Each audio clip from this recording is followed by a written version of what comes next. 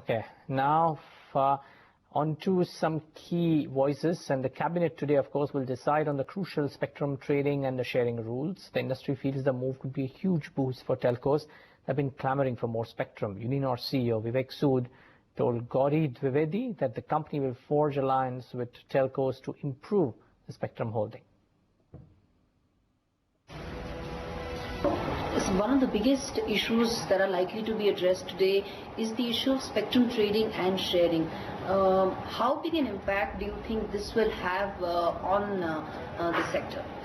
See, first of all, it's a much awaited guidelines. I think if it is going to go through in the cabinet today, I think that would be a very positive direction. So first, let me start with the fact that this gives a very positive sentiment that government is willing to look at solutions on spectrum other than just putting spectrum in auction. So I think that's a positive step forward. Second thing is there are a lot of examples across world, including Telenor has done that, where we are sharing spectrum in some of the markets, and that does bring the efficiencies much stronger than what we are running in this market. So I think there are examples, and I'm sure trading is going to give that benefit.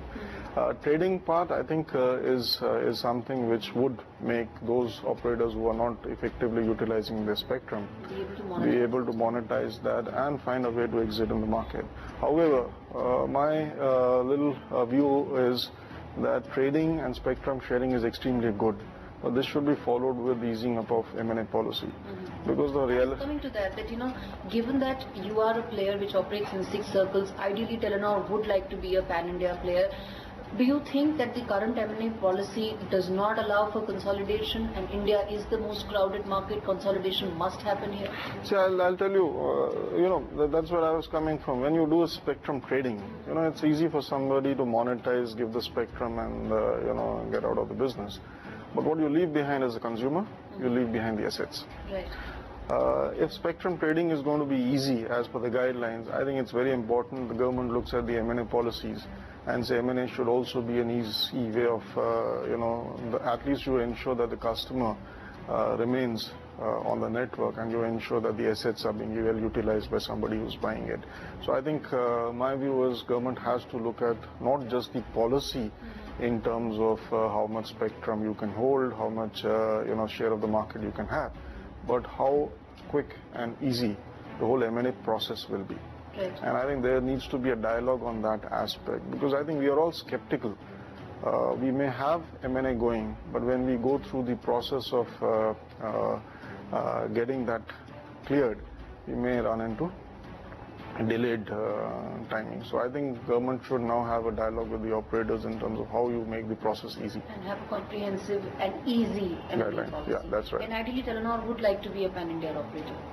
Yeah, I mean, we would like to expand our footprint in this market, but we are always very rational. I mean, it's not that, just because pan-India is something which is desired, because we've seen India is like 22 countries. I mean, you can actually have a very strong presence in limited markets and still do well. I mean, we've been doing well in these 6 circles which we are, but 6 circles actually contribute 50% of the population of the country. Right.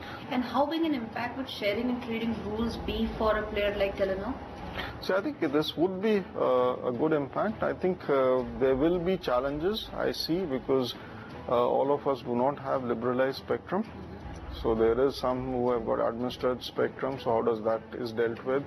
We will have challenges on issues like not all of us are on the similar licensing rules. So we have different licensing rules, different licensing conditions. So there would be some challenges on how do you deal with those situations, especially that will come in play when you start sharing the network. So I think once the guidelines are open and we understand what the guidelines are saying, then I think we need to start having some dialogue on how to make those things work. Of course, the mood amongst the Indians working in US is upbeat as Google appointed Chennai-born Sundar Pichai as CEO of the behemoth. Kavita Bajaj, our correspondent, gets us a sense from the streets of California.